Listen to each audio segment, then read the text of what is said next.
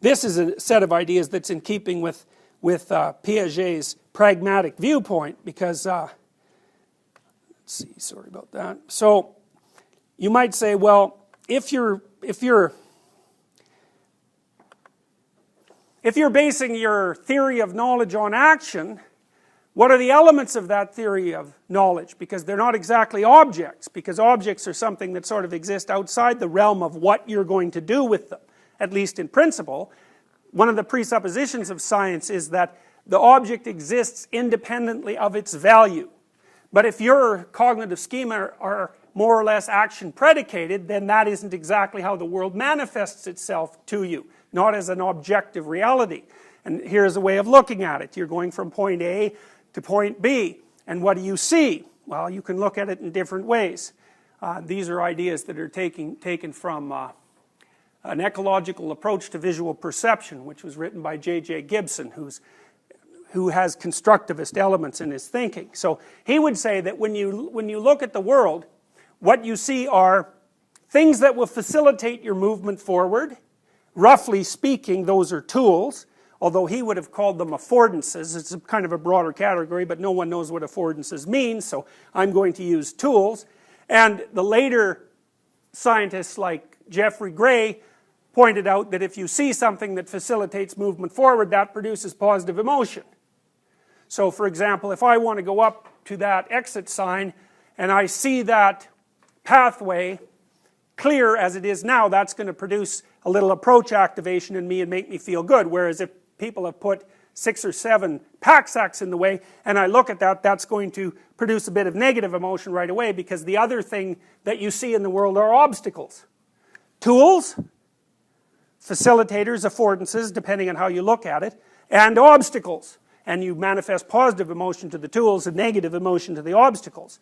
And then there's another class, which is things that you don't know, things you aren't able to classify as tools or obstacles, but that aren't irrelevant.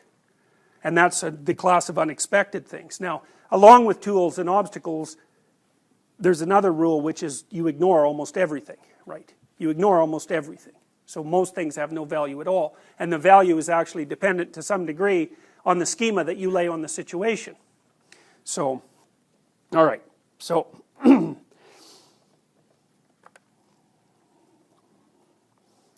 might as well tell you about this too. So, here's a more elaborated description of what happens to you when you run into something that you don't know what to do with. Because remember, you have to deal with the things that you don't know how to deal with, which is a very peculiar problem, because obviously you don't know how.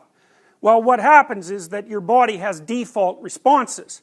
And one of the default responses is that you freeze, because you tend to respond to anything that's unexpected as if it has a predatory impulse, you know. So you're back on the veldt, you know, 6 million years ago, and you hear something rustling in the bushes, it's probably or in the grass, it's probably a pretty good idea to freeze, because perhaps it's a predator and you don't want to attract its attention. So one of the things that your body does to things you don't expect is to treat them as if they're predatory and you as if you're prey.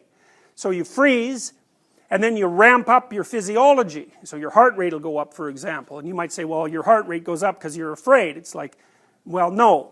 That isn't why your heart rate goes up. Your heart rate goes up so that your heart pumps blood to your muscles.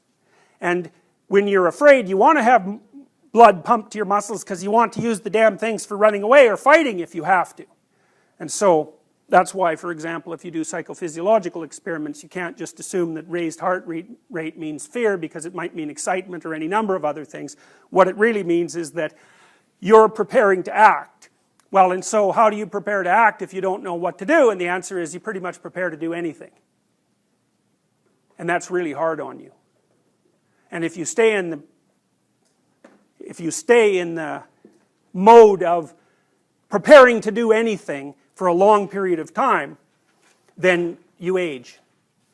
And you're more likely to become diabetic, and you're more likely to become obese, and you're more likely to get cancer and infectious diseases and so on and so forth, because, well, partly because your body suppresses your immune system while you're in the state of not knowing what to do next, because, you know, if you have to fight with a tiger in the next 5 minutes, it doesn't really matter if you're going to die of smallpox in a year. So your body just shuts off everything that isn't useful.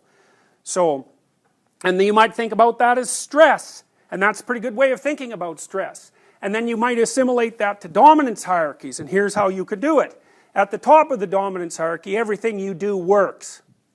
That's why you're at the top of the dominance hierarchy. At the bottom of the dominance hierarchy, nothing you do works. That's why you're at the bottom of the dominance hierarchy. Now that might be the fault of the dominance hierarchy, but as far as you're concerned, it's irrelevant, because the point is, what's it doing to you? And the answer is, if you're at the bottom of the dominance hierarchy, you don't know what's going to happen next, and so you're always in a state of chronic preparation for activity. And that's why you die sooner. And you're more likely to develop infectious diseases and all sorts of things. And that's even true if you control for absolute income. So